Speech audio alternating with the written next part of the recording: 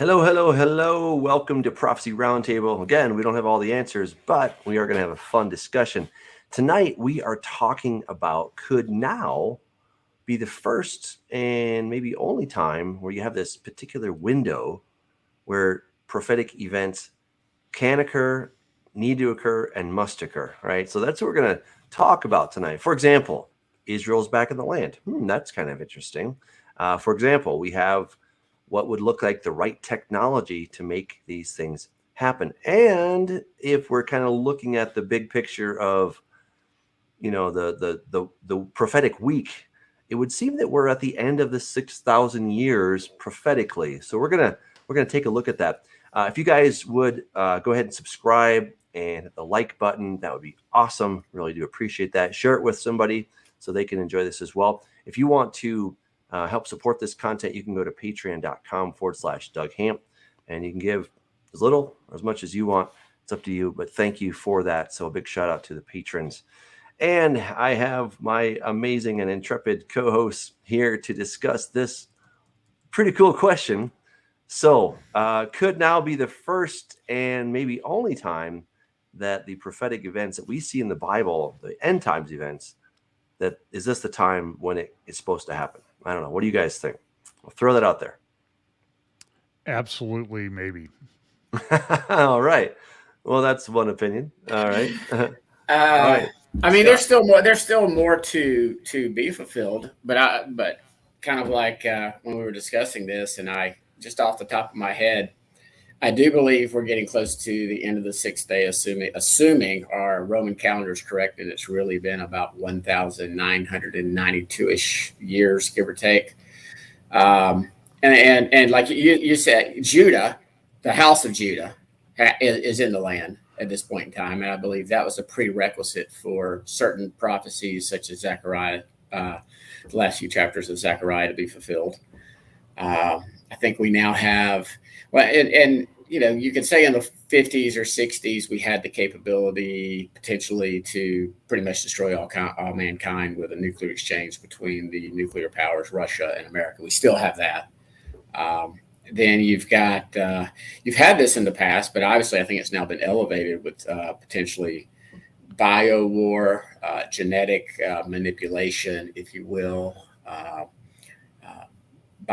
In other words, a creation of a germ, a creation of man-made, and it could just be natural that wipes out. Now, obviously, a natural virus that would threaten mankind is not new, but the ability to alter viruses and use them as biowarfare is new.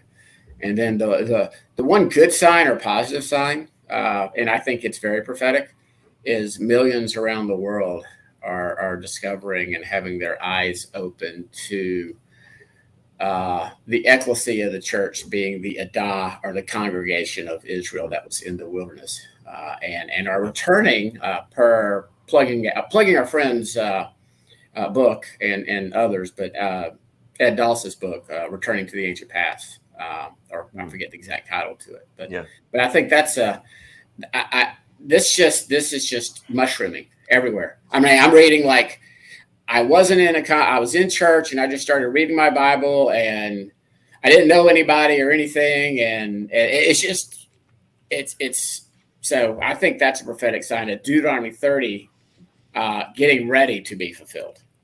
So, hey, why don't we start with kind of the biblical foundation for this idea? I was thinking we could start in Hosea chapter 6, where it says, after 2 days he will revive us. On the third day he will raise us up that we may live in his sight. And then if we pair that with Psalm 90, what is it, verse 4, I think it is, right? For 1,000 years in your sight are like yesterday when it's past, and like a watch in the night.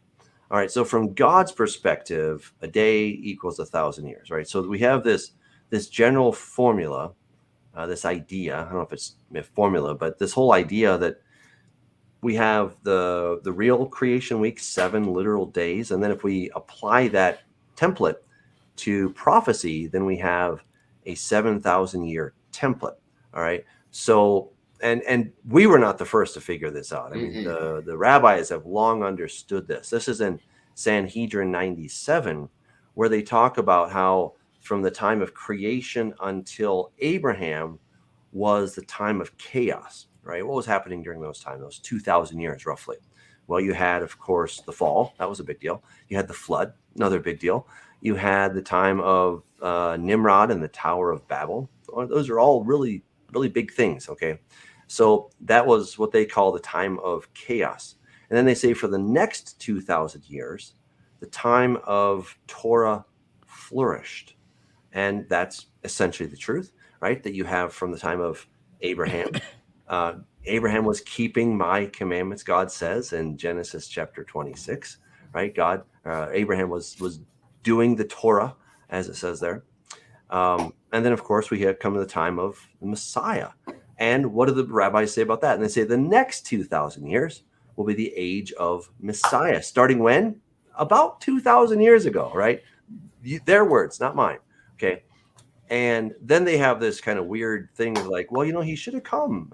He should have come at that time, but he didn't. We don't know why. All right. Well, we have a theory on that one, right?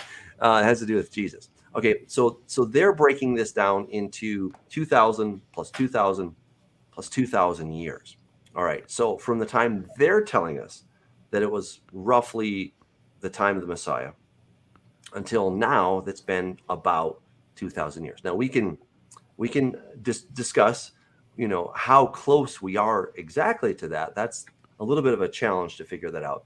And then the last 1,000 years of that prophetic week will be the time of the millennium, right? And it's Revelation chapter 20 that just spells that out. 1,000 years is going to be that special time there. So that's our basic template. Is that right, Scott? Yeah. Can you go back to Hosea 5:15? Because I think that's Sure. that's sort of the setup. This would be in my top 5 list of worst chapter breaks in entire Scripture. Fair enough. I mean, no, seriously, it's horrible. Yeah, I mean, I will return again to my place till they acknowledge their offense, and they will seek me in my face. In their affliction, they will earnestly seek me. In their affliction, that's again, I don't know the Hebrew, but that's, I believe, from my past studies, and I didn't study. I didn't. It's the word. I didn't go back, and it's the same word for tribulation, correct? That's right. Or thlipsis. Yeah, it's the same exact word. Yep. In their tribulation, and in this passage, he is speaking to both Ephraim and Judah. In other words, this is not one of those passages like Hosea 1, where God makes a distinction and says, no, I'm only applying this Jezreel prophecy, the scatter, the sowing to the house of Ephraim or to Ephraim. I'm only calling Ephraim no mercy and not my people. As Hosea develops, he does intermix in Judah, just like although the latter few chapters of Zechariah are very Judah-centric. Zechariah will also show distinctions between how Ephraim or the house of Israel in prophecy is distinct from the house of Judah. I mean, ultimately, we're joined together in the one stick, the one tree, but we're still having that jealousy, that vexing of Isaiah 11 right now, but this tension. Right. So I believe that verse, not from a prophecy standpoint, but I've shared that with many Orthodox Jews online. I don't really know many personally, but when we get into these discussions, I'm like, when they say God's a spirit, blah blah blah. I'm like, when did he return? When was he ever here, present, and returned to his place? Well, answer is, when he manifested as the Son. So, and he returned to his place. So it's not only, I think it's prophetic on this 2 days. I mean, playing devil's advocate. Can you go back over that chapter 6, verse 2?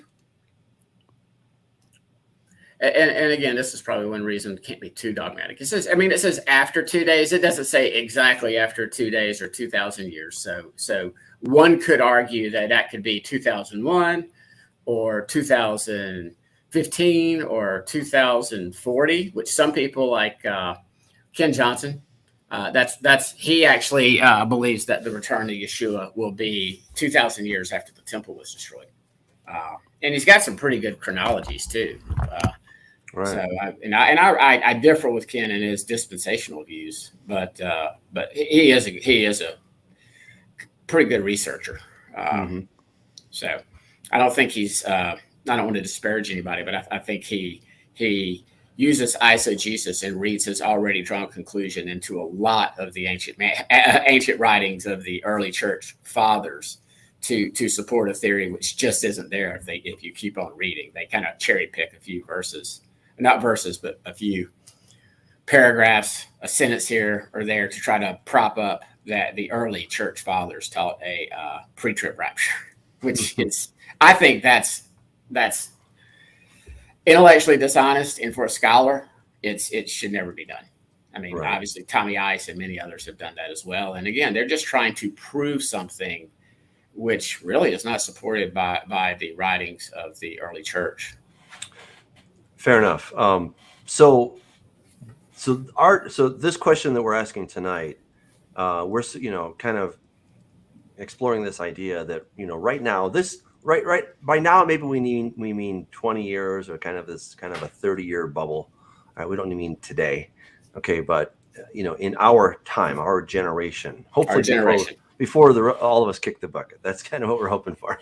Okay, so right, I mean that's the basic idea. So why would, assuming that we are at the end of that 2,000-year period, or pretty darn close, right?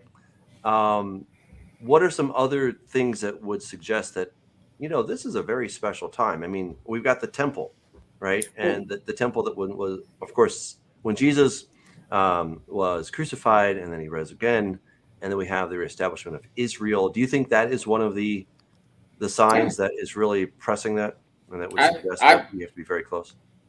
John, I'll answer after you chime in. No, go ahead, Scott. Okay. I certainly believe that Judah being established as a nation in 1948 was very significant. I don't believe that by any means fulfilled prophecy that is the nation being born in a day. I believe that is when all of Israel is gathered back, and Judah, the tree of Judah, stick of Judah, and the tree of Joseph are joined together. And that's when the gathering, which people call it the little R word, but that's when the gathering of the elect occurs. And that is when that nation of Israel will, obviously, under the kingship of Yeshua, reign supreme. And that is 100% Zionism. If you think about it, it's when the law will go forth from Zion, but it ain't just going to be the Jews. We're going to be there along with them. So yeah, I think that the ongoing gathering of Judah is significant. I mean, that had not happened for 2,000 years. I mean, these guys, every year, next year in Jerusalem, and they sang about it, and they prayed about it, and they taught their children about it, decade after, day after day, week after week, month after month, year after year, decade after decade, century after century. For almost 2,000 years, they were not there, and they came back. So I think that is very indicative, and it's clear in Ezekiel 36, that they will be regathered back in unbelief, and then I will put a new heart in them. And so we have that timing thing. So yeah, I don't know if it's dispensational or whatever. I think it's just what the Bible teaches, is that there is this national regeneration that takes place near the end of this period, at the end of this period. And that's talked about in Hosea 5 and 6 and elsewhere. So yeah, I think that this will be this. I don't know how it works out, the surviving remnant and to faith in Messiah. And John, this isn't something that I teach. It's something that others teach. They look at that passage that Doug just quoted from Psalm 90 about the. I don't know if you continued reading about the 80 years. 70 years is a generation, and if you're really lucky and you make it a long time, you might make it to 80. So there are people. There's a guy. He's got a website. He claims to be a prophet. He claims to have received a vision of God. Again, I don't want to disparage him, and his books, other than his theology being lacked, as far as the texts that he has researched, either God's given him a download, like he said, and I tried to tell him, dude, people were teaching this in the 2nd, 3rd, and 4th century. This is not a new idea. He said 2028 is. And that was his reply. And God told me 2028, and he bases it on Judah being gathered back to the land in 1948. And he believes that was a fulfillment of Isaiah 65 or 66? Shall a nation be born in a day? Yes. And I know our pre-trib brothers think that. I don't really think that that's. I know it's quoted a lot, and I think sometimes we have a tendency to try to hurry it up. By saying, okay, well, yeah, that's a fulfillment of prophecy. Yeah. So that, I can check that one off the list. I don't have to worry about that one anymore. When it might be something much, much more than we even think. But I think, who was it? I think Reg Kelly had a good teaching on that once on shall a nation be born in a day that it had not been fulfilled yet. And I agree with that. And here's what's cool, and this is something I really want to maybe try to get Halisa on, because this is something she's been researching about these birth pangs of Messiah, and perhaps some type of gathering, sealing, etc. of the elect, of the ecclesia during the tribulation, and shielded from some of the more horrible things that'll be going on, but. In this passage, and Doug, if you want to pull it up, it's in Isaiah 66, verse 7, and it's talking about before she was in labor, she gave birth. Before her pain came upon her, she delivered a son. Who has heard such a thing? Who has seen such things? Shall a land be born in one day? Shall a nation be brought forth in one moment? For as soon as Zion was in labor, she brought forth her children. So again, we have that has not happened yet. Now, certainly Judah has faced much tribulation over the past 1900 years, quite often at the hands of the church, if you will. But again, if we just keep on reading and read that passage in context, this is the very end of the age. Behold, I'll extend peace to her like a river. That ain't been fulfilled. And the glory of the nations like an overflowing stream. And you shall nurse, you shall be carried upon her hip and bounced upon her knees. This sounds like millennial language to me.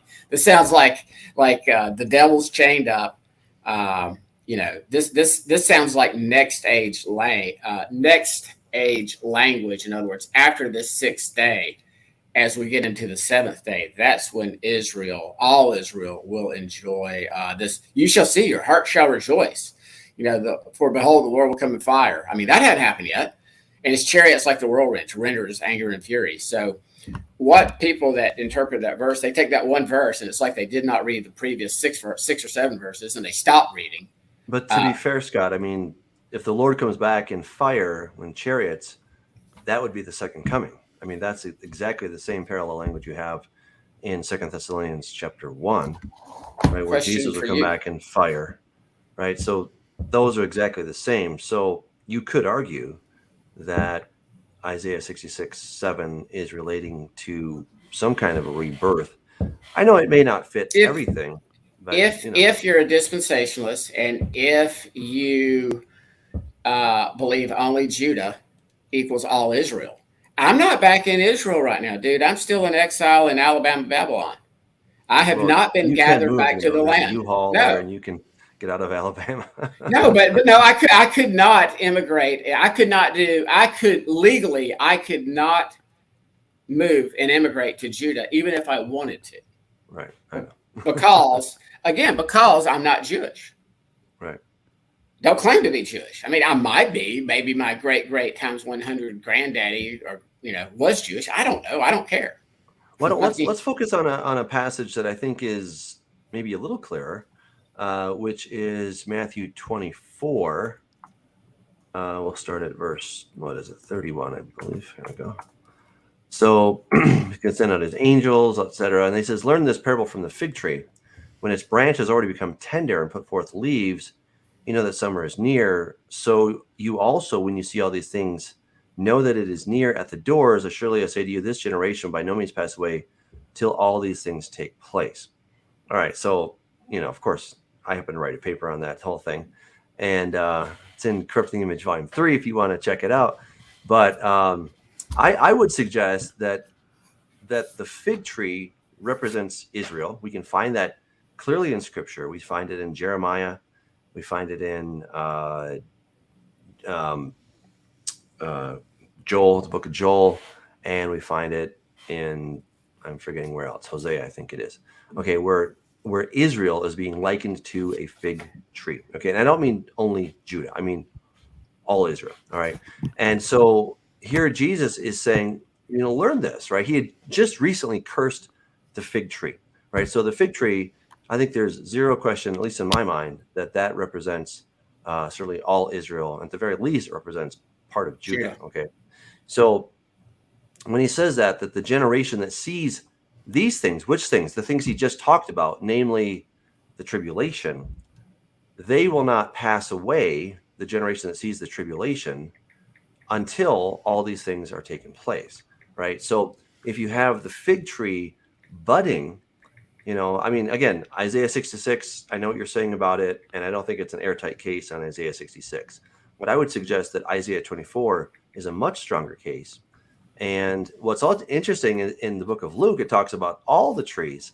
Well, there were 4 nations, and there are 4 nations that surround Israel that also became a nation around the same time that Israel became a nation, right? So Egypt became its own country, right? It escaped out of Egypt, out of British control. Lebanon was under French control. Syria was under French control. And Jordan was, I think, under British control. Okay, so these countries became their own sovereign nations around the same time that Israel became a sovereign nation. Right, so pretty interesting stuff there. And then the question is, okay, how long is a generation?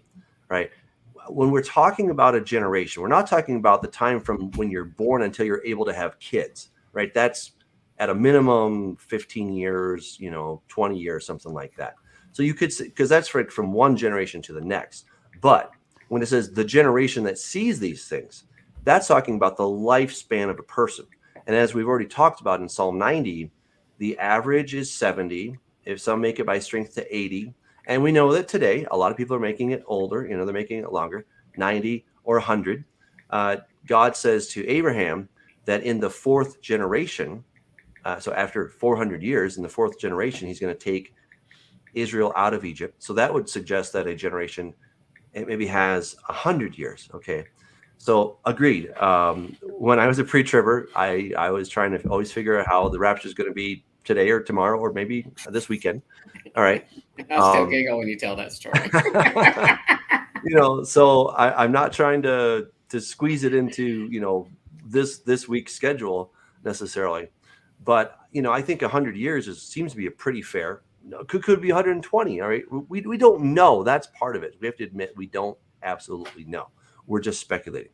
But based on this question, I think it does put us within the window of when the things can actually happen, right? So I think that's very significant. And then there's one more thing. I'll take a pause, but I just want to get back to an ultimatum that Jesus gave to the Pharisees, which I think is incredibly important. But John could use Matthew 24 since he wants to convert to preterism. I mean, this generation, he's talking to the disciples at that time, Doug. I mean, John advocate that position. No, I John was being sarcastic. I just said it's a much more comfortable position because you don't have to worry about anything. I forgot to put the sarcasm emoji before I said that. Unless you're a preterist and a restorationist, then you got a lot of work to do. So, like Gary DeMar, or who are those guys? Rushdoony and Gary North, and they've passed on now. So, I don't want to be a post-millennialist because then you have to get the world up and running and perfect before Jesus will come back, and I don't see a lot of hope for that. There's that sort of contradicts a lot of scripture. That would be somebody sent me a video of N.T. Wright, and that's sort of his position. We've got to make this world great, and then Jesus he'll want to come back. He'll just want to come back. Do they not read the passages? about it. Well, or I mean, being do they not live in the real world? I think that would be a better question, is because, I mean, seriously, come on. I mean, look at what's going happening? on. I mean, I lived through the '60s. I know you guys didn't, but I did. And this is different. This is different. It's been on a rapid devolution of calling good evil and evil good since about the 60s is when you really saw the rift. Wonder what happened in the 60s and early 70s that might have been broke the floodwaters open. Well, maybe some Supreme Court cases. One of them, which is one, yeah, the prayer in school thing. Mm-hmm. Mm-hmm. Although I went to a school where we violated that every. Yeah, we did too. We didn't care. We didn't have anybody in the school that would sue the school board. But I was in 6th grade. He was a sort of a bivocational pastor. He was my homeroom teacher, and we did devotions. And so they had a book. Some guy brings in a book he wants to pass around, and so it's coming up to my turn. So I have to take it home the night before. Is my day to read from the book. And I'm reading it, and I'm like, there's this like 144,000, and there's the 7 days of creation, where each 1,000 years long, and and there's this stuff about this watchtower thing, and I'm like, so I took it down to my dad, who was a pastor. So the next morning, Reverend Haller accompanied little Johnny to 6th grade and told the teacher that my kid ain't reading from that book, and nobody else in this class should either. So I knew enough. I knew enough eschatology at that time that I knew that they were all messed, because I was reading the Revelation part, because I always liked that part, and it was messed up. It was seriously messed up. Hey, let me take us over to an ultimatum that Jesus gave. So he's talking to the Pharisees here, right? Woe to you, scribes and Pharisees, and all this stuff. You do all this bad stuff, et cetera, et cetera. All right. So then he says, assuredly, I say to you, all these things will come upon this generation. Oh, Jerusalem, Jerusalem, when it kills the prophets and stones those who are sent to her, et cetera. See, your house is left to you desolate. For I say to you, you shall no more see, you shall see me no more, till you say, Baruch haba b'shem Adonai, right? So blessed is he who comes in the Lord.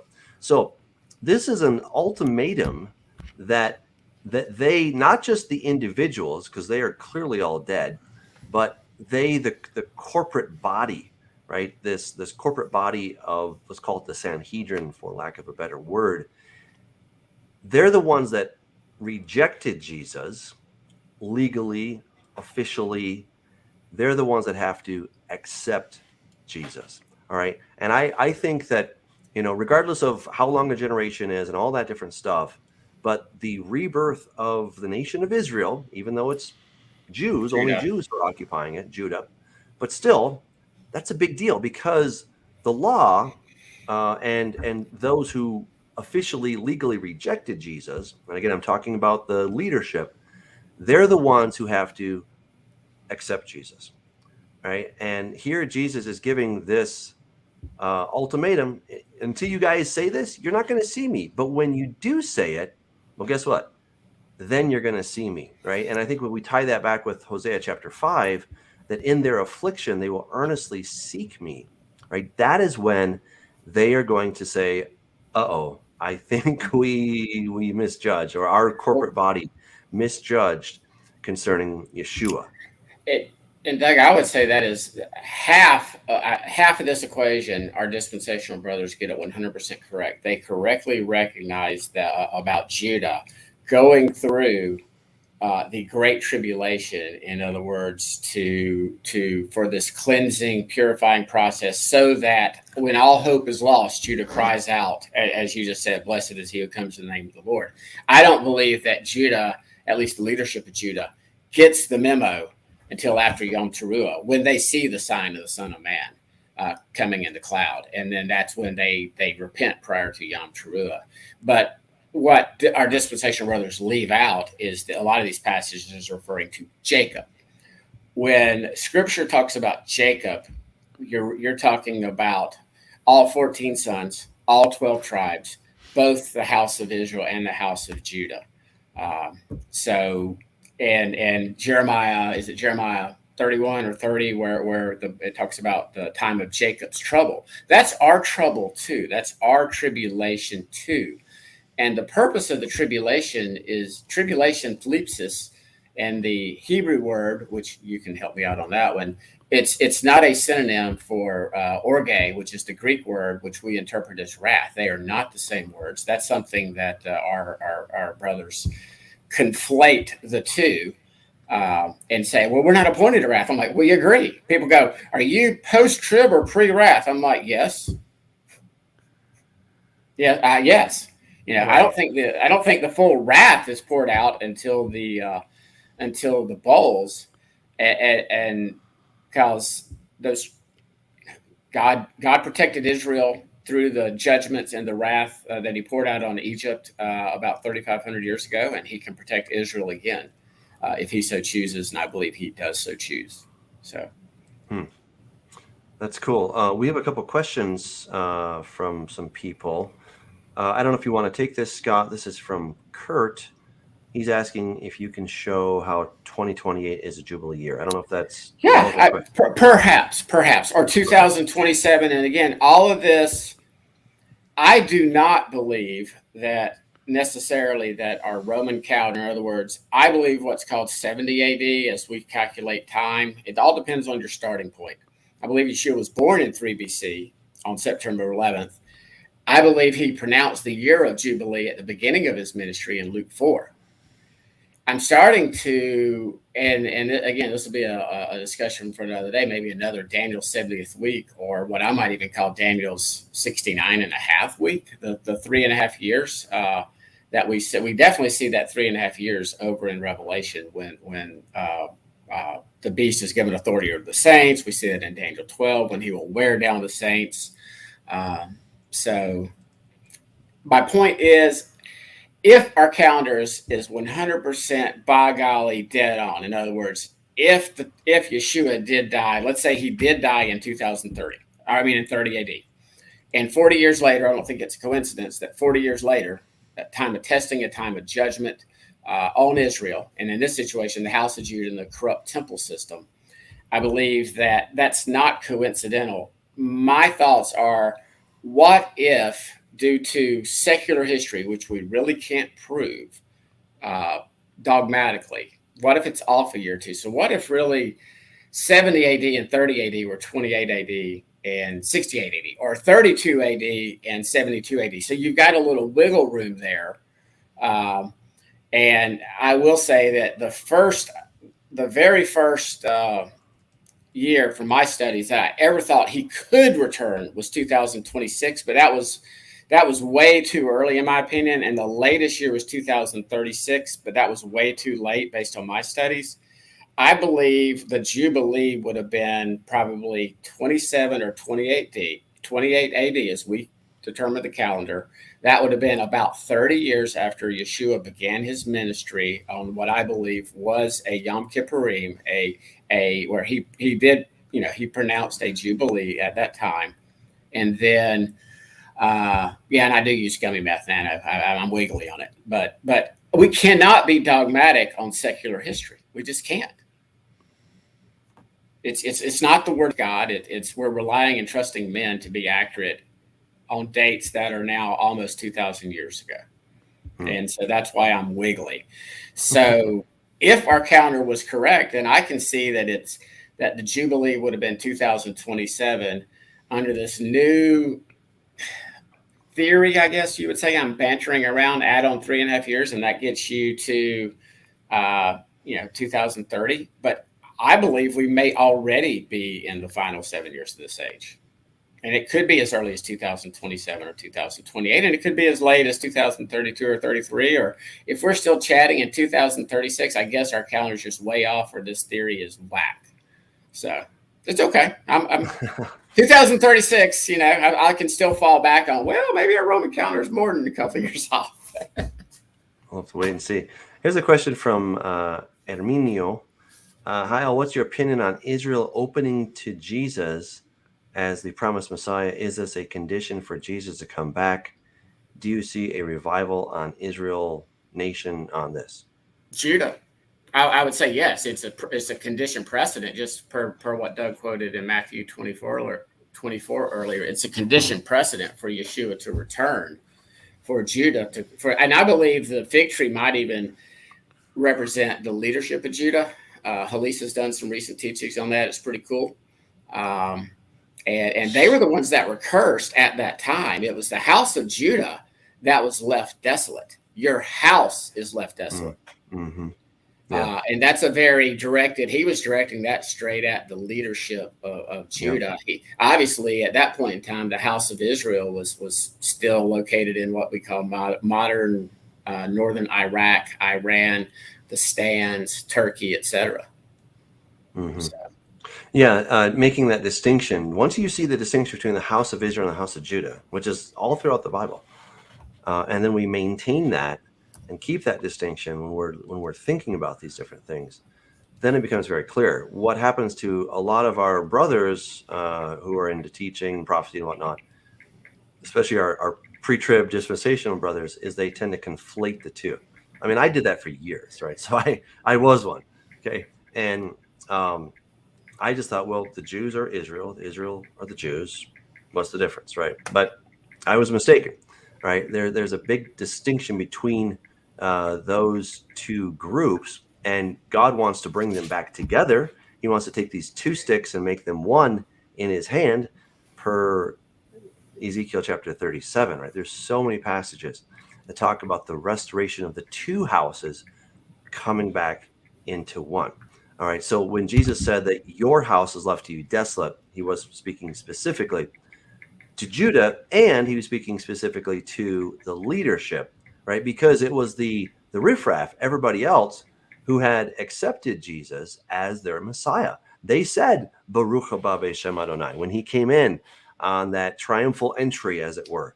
And what were the masses saying? Baruch haba b'Shem Adonai. They were like, you're the dude. Okay.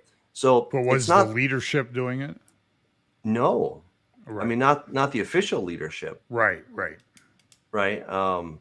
know, I mean, you may have a guy like Nicodemus, right? But his vote apparently didn't count enough to make a difference. So it was the high priest, Caiaphas, and all these guys that made a ruling against Yeshua. It's that same corporate body that has to change their position this time.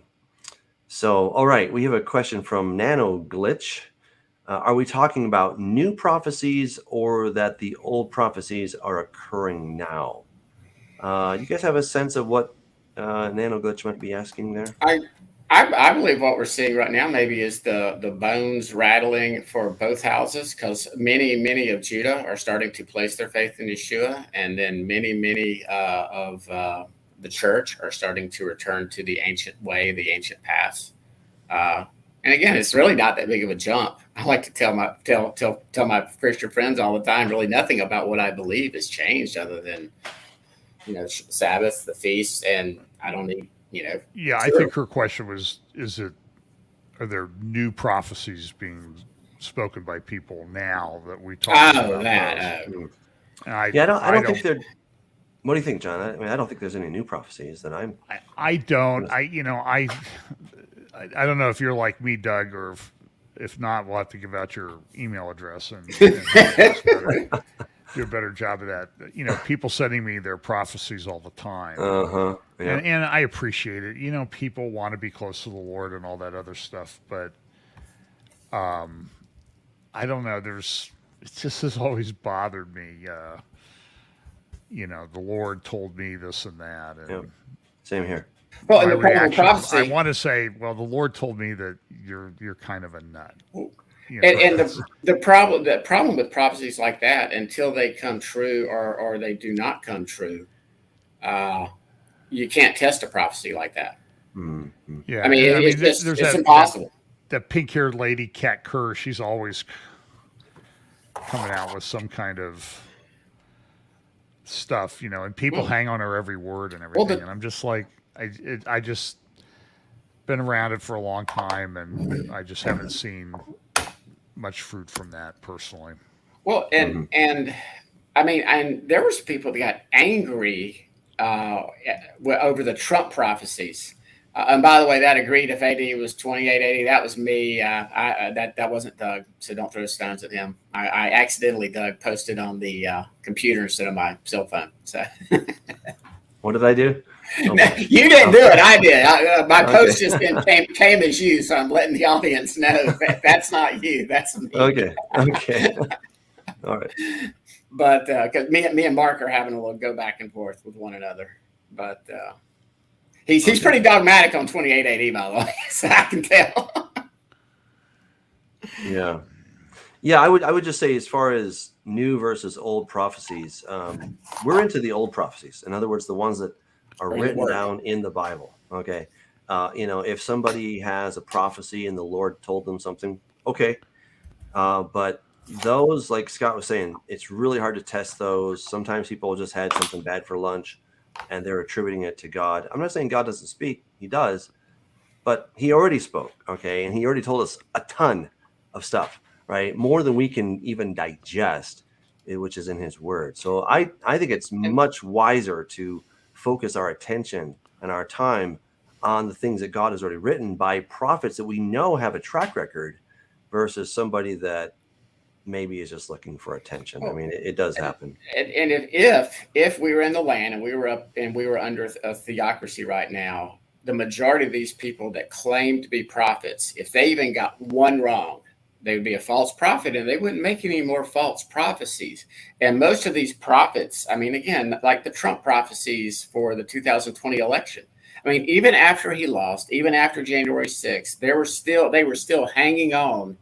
And there's still some that believe to this day that he's really the president. So prophecy was fulfilled, and the people that gave these prophecies actually argued this. Some of them, admittedly, some of them backtracked at least and apologized and said they were wrong.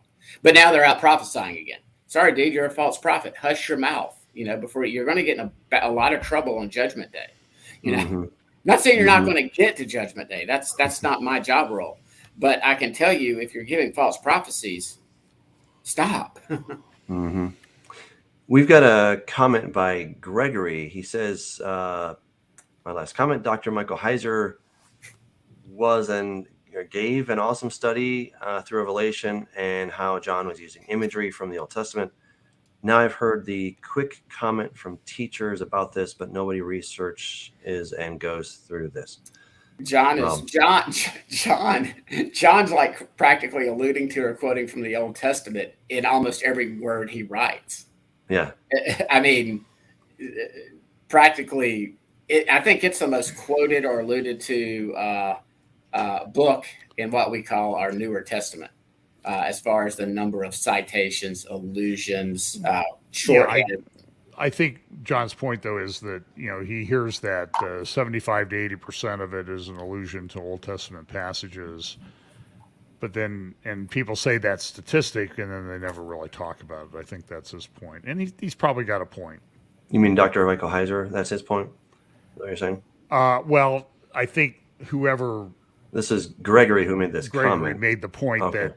Okay. He hears that, there's a lot of Old Testament and Revelation, and then nobody ever really goes back and ties it together. I did. I think he's suggesting. I know you do. I spent 16 months going through it. Jacob Prash does, and I try to too. So, but that's. Well, I think he has a point, though. I hear it talked about a lot, but not followed through on. And Halisa has a teaching like on the 144,000. Her understanding, and I tend to agree with her, is to understand Revelation, you have to go back and look at the Torah. It was history, but it's also prophecy of what is to come. And we actually talked to this gentleman probably about 2 years ago, and I certainly don't align with everything he teaches, but Joe Dumond, if you remember that, and he's got some interesting ideas. He's got some interesting thoughts. He can't handle anybody disagreeing with him, and that's why we no longer talk. If it's sort of like, my way is right and everybody else is wrong. And you, both of you, have my permission to fly down to Alabama and punch me in the face if I ever start acting like that. So what are some other things we've talked about? the restoration of Israel. We've talked about, the fig tree, the 2,000 years. What else? The currency, the ability to actually, with modern day technology, with the satellite systems, with where banking is headed, where they basically are telling us where it's going to go with this great reset and when it happens. It's not a matter of if, it's a matter of when. But until recently, there has not been the capability for humans. And again, I believe it's going to be supernatural at the end too, but there's not been this capability to literally say no, to engage in global commerce within the legal system, if you will. You must have this Vax ID mark, worship the beast. And they've got the ability now with technology to actually enforce that. Now they can never stop me trading eggs with somebody that's got a goat for milk. They can't prevent me from maybe hiding out, which I don't plan on doing. I don't think that's. I don't know if you saw the thing. I think I talked about it last Sunday. In China, their economy's not doing well, and so people are concerned about runs on the banks, and so they were doing some protests against rural banks, organizing them, and there was people that traveled to the city to go to a protest, and as they got to the turnstile at the train station to exit, they have to have a health app, a health pass, and if it's green, you get to go everywhere. But as they were walking towards the exit at the train station, their app turned red, their pass turned red, and some of them were arrested and put someplace till they were put on a train to go back home. And then when they were on their way back home, their app turned green again. So, I mean, this is... And the central Chinese government says, boy, we should be using it for that. I don't know who anybody figured. I mean, why are they doing that? These local guys must be pretty sharp that they figured that out. Well, they did, and that's kind of the point. And that's very concerning. Well, that's part of the social credit system that China has. I mean, they have 300 million cameras. They've got a computer system, a very complex computer system that is integrating all this data. And so it's similar to how we have a FICO score here, but instead of just looking at whether you pay your debts on time, they're checking to see if you go visit your mother in the hospital, if you jaywalk occasionally, do you have any parking tickets, right? And then they compile all of this into one score. And if your score goes down too low, then you may not be able to travel by train.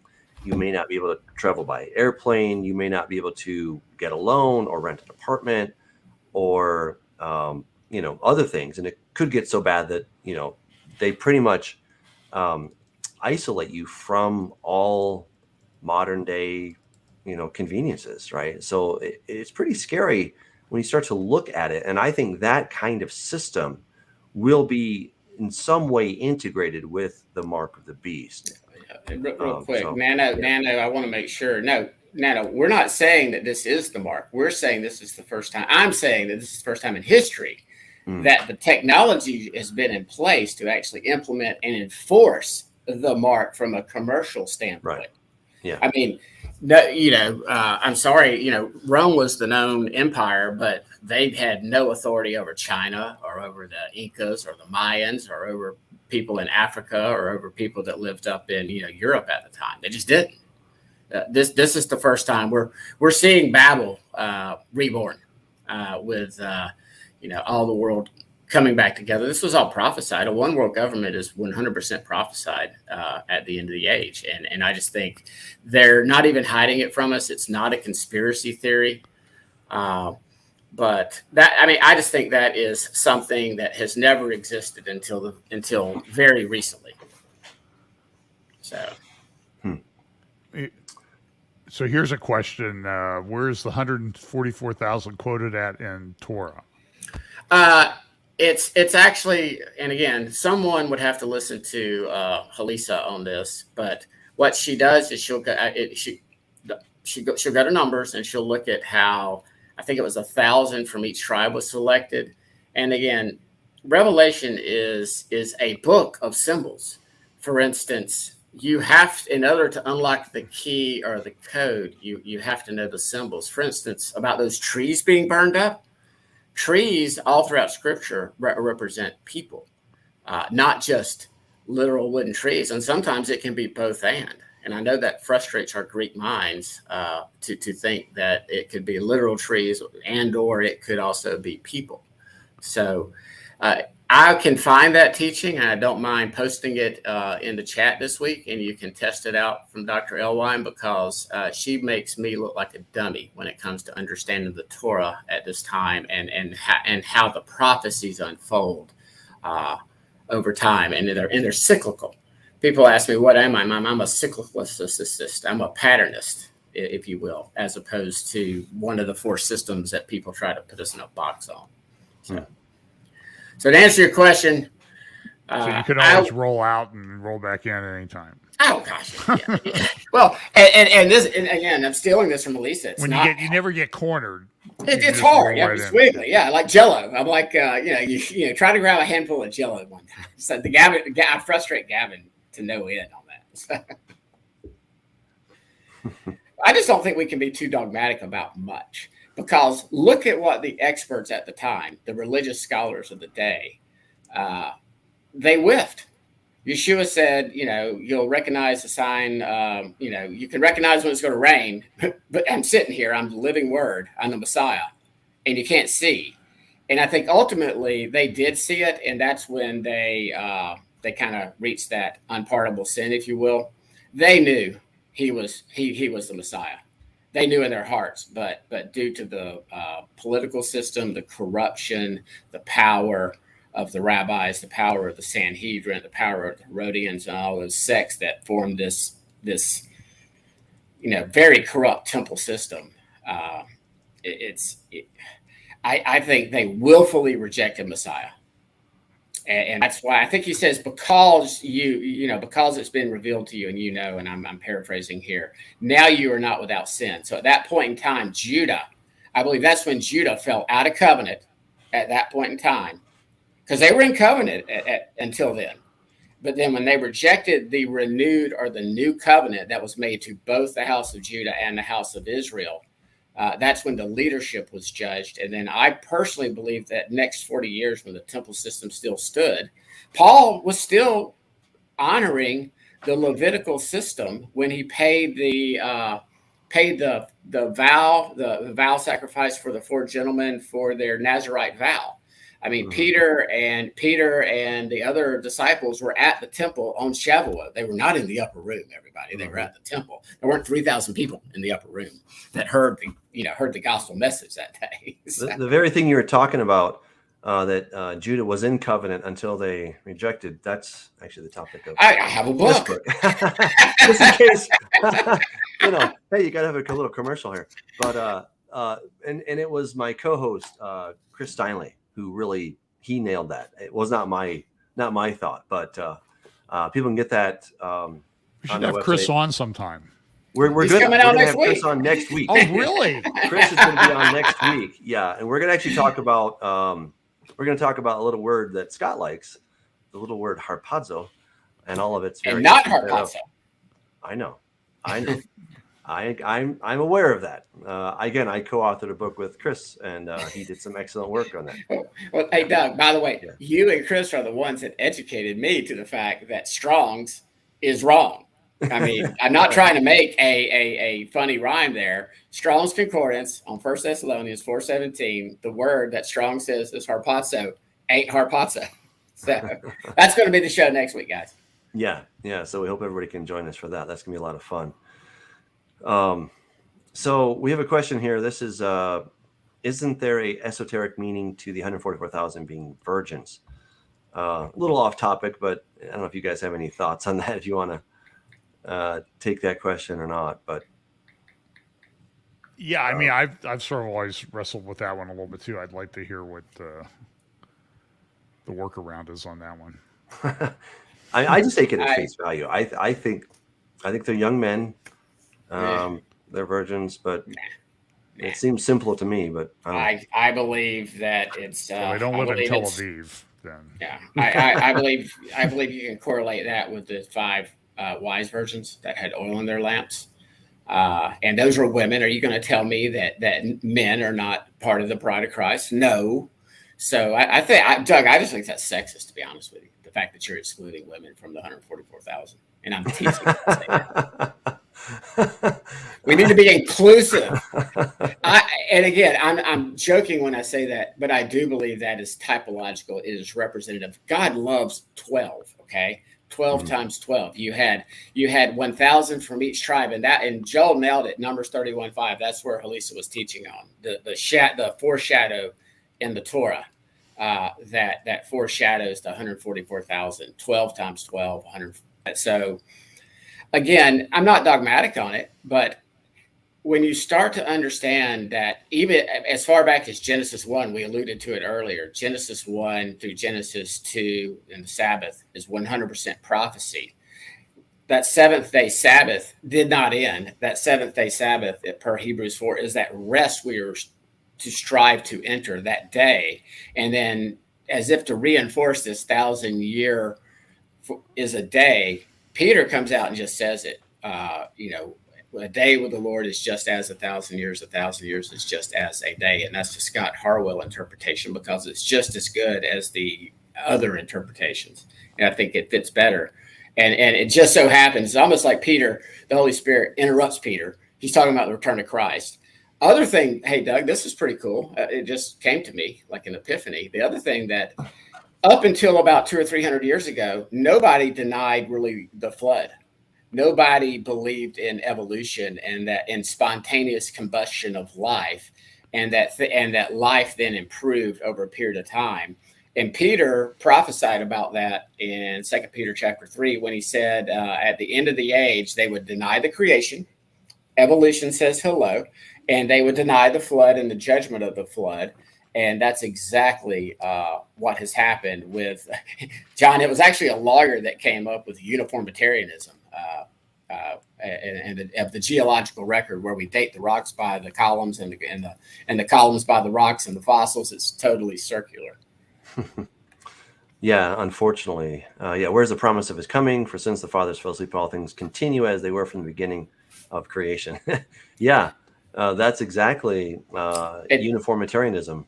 And that's only occurred in the past. Came up with that. Charles Lyell. That's only occurred in the past 200-ish years.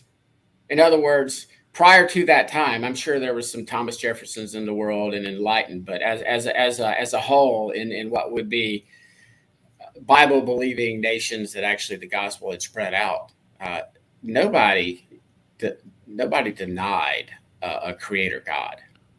And then the enemy has used evolution to and then our kids go to public schools and get indoctrinated. Mine don't, but I went to public school, and my teacher said, I have to teach this, y'all.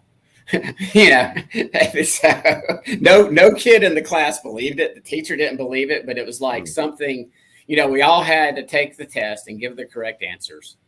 And regurgitate a bunch of lies in order to make an A. Mm-hmm. Yeah, makes sense. I'm just responding to Joel here, and we have a question from Nicholas. I keep hearing people say the mark of the beast won't be presented until the beast is revealed, but that isn't what the Bible says. It says the beast will enforce the mark, not introduce it. I'm not sure if that's a question or a comment, but it's an interesting observation. Mm-hmm. Yeah. And again, that's what we're talking about. We're talking about a system that's already being set up to be put in place. Right. And he will just use that system that's already available, the social credit score system, this, you start doing, and you start researching mine and Doug's and John's Facebook, social media posts, YouTube. We're already marked. The algorithm has us marked as Bible believers. They know what we're interested in. I typed in pink bunny rabbits the other day, and I started getting pink bunny rabbit ads. I just wanted to have fun with it, purple elephants. Right. I love purple elephants, and you'll start getting purple elephant ads. They know who we are, what we're about. Somebody must think my golf game is really, really bad, because I get golf instructional videos. Well, and you can go just confuse me and make me worse. Well, you can go in a store right now, and then your phone knows where you are. So we've already got the tracking device, and we carry around with me. Right. They know right where I'm at. So, Yeah. Per Nicholas's question, I just wanted to point out that there's two beasts, right? So we have the first beast, which we call the beast or the Antichrist, and then the second beast, who is known as the false prophet, right? And it's the second beast who is going to exercise all the authority of the first beast in his presence. And he's going to cause everybody to then get the mark, right? So that's how it's going to work. So, to Nicholas's point, I think he's partly there, but I would suggest that it's not the beast who's enforcing it, but it's the false prophet who is causing everybody to get this mark. So, in my estimation, I think that the mark of the beast is going to be Satan's genetic code made available to the beast, who then becomes an avatar, and then he takes his DNA and makes it available to the planet, to everybody, and so you get a DNA upgrade, as it were. It'll be a downgrade, but he'll present it as a. Can I answer this? On dates, I am not dogmatic. I'm very wiggly, but on us being Israel. And on Yeshua's return and all Israel being gathered at the end of this age, dogmatic, it's happening. Yeshua's returning. So I'm dogmatic on a lot, but on prophecy, guys, we really, on some of these things, even if you're dogmatic on it, I see too many people, and we take, I admit it, I take drive-bys and pot shots that are dispensational brothers, but I have friends that are hardcore prophecy pre-trib, and we talk, and we're actually real life friends, and it's okay. We can differ on our understanding of end time events. It's all going to happen how it's going to happen. So I'm willing to keep watching as events unfold. So Amen. Well, and with that, I think we're out of time. We of course want to thank you guys for tuning in. We don't tune anymore, do we? But what else do you say besides tuning in? So glad you joined us. URLing in. Yeah, URLing in. There you go. It doesn't sound as good as tuning YouTubing in. YouTubing. There you go. Facebooking whatever we're doing. Thanks for watching. And again, if you want to be a supporter of this, you can go to patreon.com. I'd encourage you to get the Way Congregation app. It's got a really cool stuff on it. And do join me this Shabbat. We're going through the story of Deborah and Barak and Sisera and Yael, who sort of put a tent peg in his head. It's a lot of fun. Hey, speaking of what we just talked about, Pip Corteen's comment got hidden for whatever reason. Yes, I think the mark will be something that alters DNA. Why YouTube algorithms hid that comment, I don't know. I mean, what about, maybe it was about the DNA, the altering of the DNA. I bet you money that is what it is. And maybe we can talk about messenger, ribold, nuclear, about time, Charlie Patrick 19er. Yeah. Well, and just really quick, Gary says anyone consider it might be a Bitcoin system. I think the what is that called? The ledger, blockchain. Right? The public ledger, the blockchain. Blockchain. Thank you. Yeah, the blockchain could be incorporated into something. I don't think Bitchain by itself or Bitcoin by itself is the mark. But all of these technologies we're talking about. From talking to people that understand the blockchain and all that other stuff, if we wanted absolutely secure elections and that type of thing, they would use blockchain right now. And that would shut down all of this concern about fraud and all the drama that goes along with it. That would be nice. From both sides of this thing. So, and blockchain, I mean, it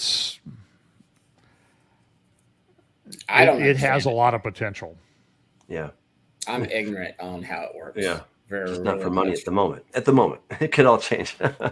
All right. Well, again, thank you, everybody. We're so glad you joined us. And we'll see you next week. We're going to have Chris Steinley on, and we're going to talk about reclaiming the rapture and that word, harpadse gumatha. Can we call it reclaiming the gathering, please? Yes. Can you not use the R word in the title? Sure. Okay. Too late. All right. See you.